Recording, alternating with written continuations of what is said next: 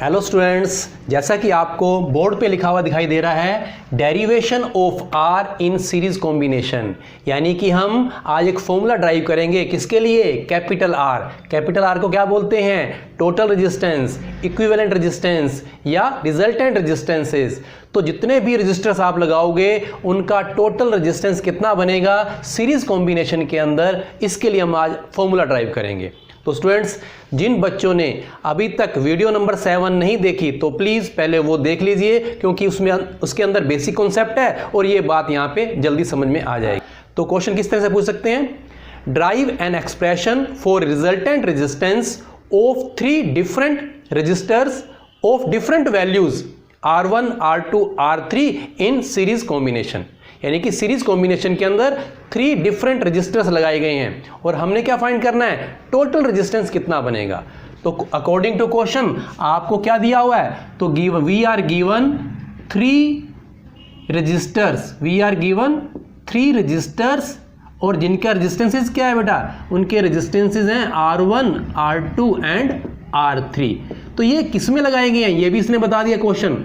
तो क्वेश्चन के अकॉर्डिंग हम ये बात लिख सकते हैं। अब बेटा ध्यान रखना है कि क्वेश्चन में 2 रजिस्टर्स भी हो सकते हैं, 3 भी हो सकते हैं, तो जितने बोला जाए उसी के अकॉर्डिंग आप लोगों ने काम करना है। तो यहां बोला गया क्वेश्चन में 3 रजिस्टर्स और सीरीज के अंदर, तो उसी के अकॉर्डिंग चलते हैं। अब जो दिया गया है इस कॉम्बिनेशन को डायग्राम में बनाएंगे। डायग्राम पूछ भी सकते हैं लेकिन हमने डायग्राम बनाना ही है। तो देखिए बेटा 3 रजिस्टर्स को हम किस तरह से, तो 1 then second then third one, तो 3 रजिस्टर्स के बारे में बात की गई है। तो 3 रजिस्टर्स को हम लोग यहाँ पे सीरीज कॉम्बिनेशन के अंदर, तो सीरीज कॉम्बिनेशन क्या होता है बेटा, एंड टू एंड, यानी कि एक ही रास्ते पे सारे जोड़ देने हैं। तो सीरीज की क्या निशानी है, एंड टू एंड जुड़े हुए हैं और एक ही रास्ते पे हैं ये।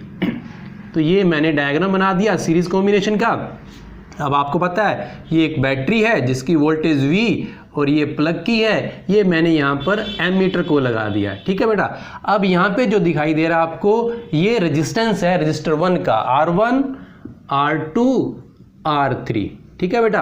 अब देखो बेटा, जैसे ही आप यहाँ पे प्लग की को स्टार्ट करेंगे, क्लोज करेंगे, तो यहाँ पे करंट फ्लो करेगा। तो हम इसको भी मान लेते हैं कि ये जो करंट फ्लो करेगा ये करंट I एम्पियर फ्लो करेगा। ओके स्टूडेंट्स, अब यहाँ पे हम क्या कर रहे हैं, R1 के अक्रॉस मैंने यहाँ पर एक वोल्ट मीटर को अरेंज कर दिया। तो आपको पता है कि ये पैरेलल टू द रेजिस्टेंस लगेगा, तो ये मैंने V लिख दिया यहाँ पे वोल्ट मीटर को।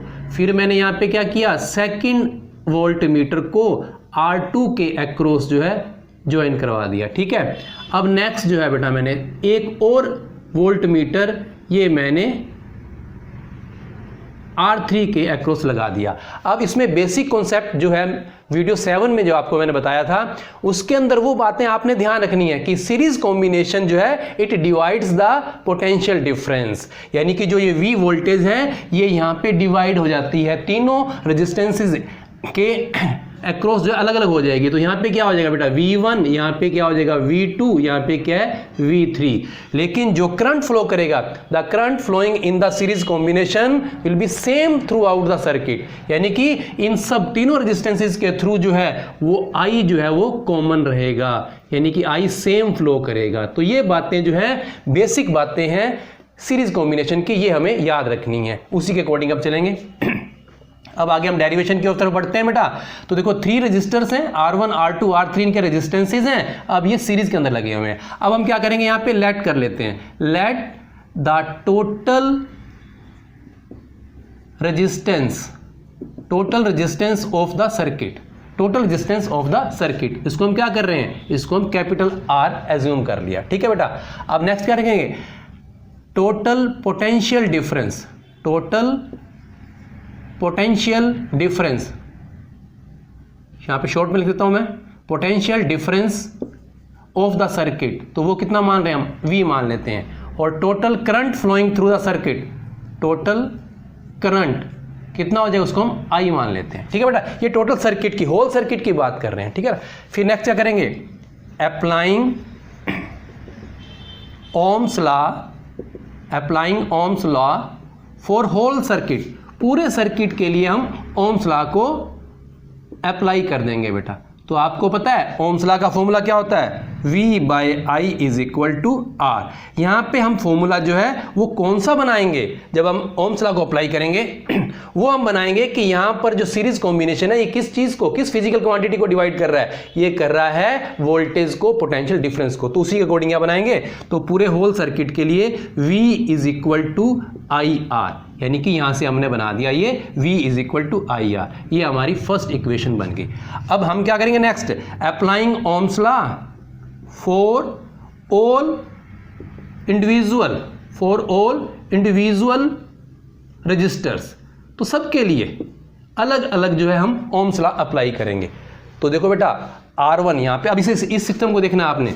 अब आपने जो है R1 के लिए अलग से, R2 के लिए अलग से और R3 के लिए अलग से, ये हम देखेंगे और इनके ऊपर ओम्स लॉ अप्लाई करेंगे। तो बेटा देखो R1 के लिए जब आप अप्लाई करेंगे तो फॉर्मूला तो वही रहेगा, V is equal to IR। लेकिन यहाँ पे क्या है, जो पोटेंशियल डिफरेंस है वो डिफरेंट वैल्यू आएगी। तो यहाँ पे हम लिखेंगे V1 IR1, क्योंकि I जो है वो करंट सेम रहेगा तीनों के थ्रू, पूरे सर्किट का जो करंट है वही फ्लो करेगा थ्रू आउट द सर्किट।